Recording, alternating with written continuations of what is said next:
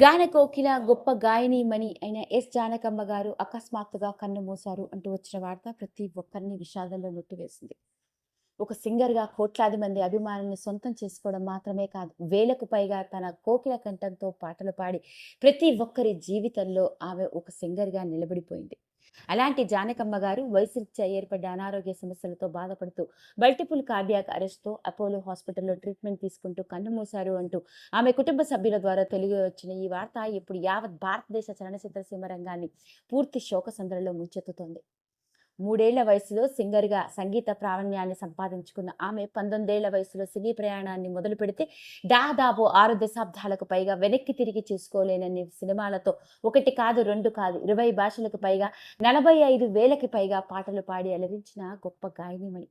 మరి అలాంటి సింగర్ జానకమ్మ గారు పోయిన తర్వాత, ఆమె పోయి 24 గంటలు కూడా గడవక ముందే ఆమె వ్యక్తిగత జీవితంతో కూడుకున్న ఎన్నో రకరకాల విషయాలు వివిధ రకాల సోషల్ మీడియా కథనాల ద్వారాను, అంతేకాకుండా ఆవిడ ఉన్నప్పటి రోజుల్లోనే ఆవిడ ఇచ్చిన ఇంటర్వ్యూల ద్వారా కూడా వెలుగులోకి వచ్చి, ఇప్పుడు అవన్నీ ప్రతి ఒక్కరిని కంటతడి పెట్టుకునేలా చేస్తూ ఒక గొప్ప గాయనీమణిని కోల్పోవడం నిజంగా దురదృష్టం అని అంటున్న వాళ్ళే.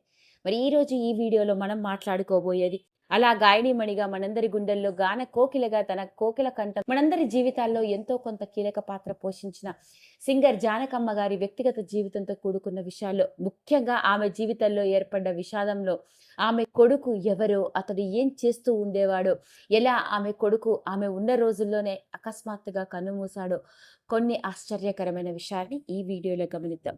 ఇక వివరాల్లోకి వెళ్ళినట్లయితే, ఎస్ జానకమ్మ గారు ఆంధ్రప్రదేశ్‌లోని గుంటూరు జిల్లాలోని ఒక పల్లెటూరులో పుట్టి పెరిగింది. ఈమె తండ్రి పేరు శ్రీరామమూర్తి. ఇతడు ఆ రోజుల్లోనే ఆ ఊరిలో ఒక ఆయుర్వేదిక్ డాక్టర్‌గా పనిచేసేవాడు.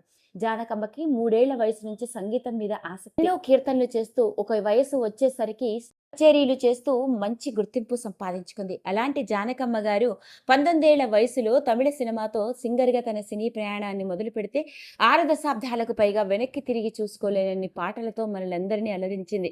జానకమ్మ గారి పాటలు అంటే ఒకటా రెండా, ప్రతి పాటలోనూ జీవం పోసింది. అలా ఈ పాట బాగుంది, ఈ పాట బాగుంది అని చెప్పలేం. ప్రతి పాట ఆమె గొంతులోంచి జాలువారిన ఒక ఆణిముత్యం అని చెప్పాలి. అలాంటి జానకమ్మ గారు సింగర్‌గా సినీ ప్రయాణాన్ని మొదలుపెట్టి రాణిస్తున్న రోజుల్లోనే ఒక ఆయుర్వేదం డాక్టర్‌తో వివాహం జరిగింది. ఇక ఆమె భర్త పేరు వి. రాంప్రసాద్. ఇక ఈయన కూడా జానకమ్మ గారి సినీ కెరియర్‌లో ఒక కీలక పాత్ర పోషించాడని చెప్పాలి.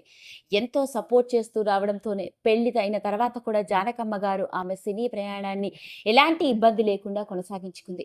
ఇక ఇదిలా ఉంటే, జానకమ్మ గారికి ఒకే ఒక్క కొడుకు ఉండేవాడు. ఇక అతడి పేరే మురళీకృష్ణ. ఇక ఇతడి గురించి కూడా మాట్లాడుకున్నట్లయితే, ఇతడు కూడా తల్లి ఒక ప్రముఖ సింగర్‌గా రాణిస్తున్న నేపథ్యంలోనే అతడికి కూడా చిన్న వయసు నుంచే సంగీతం మీద ఆసక్తి కలిగింది. ఇక ఇతడు సింగర్‌గా మాత్రమే కాకుండా ఒక మ్యూజిషియన్‌గా, మంచి గిటారిస్ట్‌గా ఎన్నో సినిమాలకి కూడా మ్యూజిషియన్‌గా పనిచేయడం జరిగింది. ఇంకా ఆశ్చర్యాన్ని కలిగించే విషయం ఏంటయ్యా అంటే, ఎస్ జానకమ్మ గారి ఒక్క కొడుకు అయిన మురళీకృష్ణ గారు కేవలం ఒక సింగరో, మ్యూజిషియనో మాత్రమే కాదు, ఇతడు నటుడు కూడా. అవునండి, వినడానికి ఆశ్చర్యంగా ఉంది కానీ నేను చెప్పేది అక్షరాలా నిజం.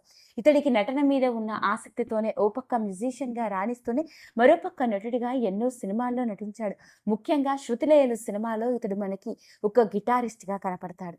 అలాంటి మురళీకృష్ణ గారు వివాహం చేసుకున్న తర్వాత ఆయనకి ఇద్దరు ఆడపిల్లలు, అంటే జానకమ్మ గారికి ఇద్దరు మనవరాళ్ళు ఉన్నారు. మరి ఉన్నట్టుండి ఆయన 65 ఏళ్ల వయసులో హఠాత్తుగా గుండెపోటు రావడం, హాస్పిటల్‌కి తీసుకెళ్తున్న సమయంలోనే కార్డియాక్ అరెస్ట్‌తో కన్ను మూయడం ప్రతి ఒక్కరిని కంటతడి పెట్టించిన సంఘటన. అయితే జానకమ్మ గారి జీవితంలో మాత్రం అది పూర్తి విషాదాన్ని ముంచివేసింది. ఉన్న ఒకే ఒక్క కొడుకుని కోల్పోయి ఆవిడ ఆ బాధ నుండి తేరుకోవడానికి కొన్ని సంవత్సరాల సమయమే పట్టిందని చెప్పాలి. అలా కొడుకుని కోల్పోయి కొన్నేళ్ల పాటు పూర్తి విషాదంలో మునిగిపోయి ఉన్న ఆమె ఆ తర్వాత నిదానంగా తేరుకోవడం, ఇక తన మనవరాళ్లతోనూ తన కోడలితోనూ మైసూరులోనే ఉండడం జరిగింది. అలాంటి ఆమె కార్డియాక్ అరెస్టుతో హాస్పిటల్‌లో ట్రీట్మెంట్ తీసుకుంటూనే కన్నుమూసింది అంటూ వచ్చిన వార్త ఇప్పుడు ప్రతి ఒక్కరిని షాక్‌కి గురిచేసింది. అదండి అసలు సంగతి. మరి ఒక గాయనిగా మనందరి గుండెల్లో చిరస్థాయిగా, చిరంజీవిగా నిలిచిపోయిన జానకమ్మ గారి వ్యక్తిగత జీవితంతో కూడుకున్న విషయాల్లో ముఖ్యంగా ఆవిడ పోయి 24 గంటలు కూడా గడవక ముందే జానకమ్మ గారి కొడుకు మురళీకృష్ణ గారి గురించి వెలుగులోకి వచ్చిన ఈ విషయం ఇప్పుడు ప్రతి ఒక్కరిని కంటతడి పెట్టుకునేలా చేసింది.